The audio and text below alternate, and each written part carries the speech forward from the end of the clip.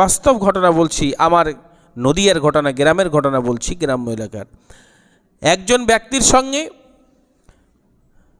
আর একজন ব্যক্তি কিছু টাকা পয়সার লেনদেনের ব্যাপারে লেনদেন আছে তো পাবে, ওই জন্য ওই ব্যক্তি ওর বাড়ির কাছে এসেছে টাকাটাকে নেওয়ার জন্য বা ওর কাছে কথা বলার জন্য।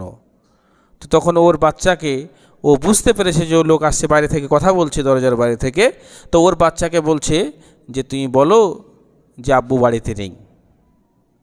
তো সন্তান তখন, ও তো ছোটো বাচ্চা, কি বলবে? বলছে আব্বু বললো বাড়িতে নেই। কথা বুঝতে পারলেন না অবস্থাটা কি?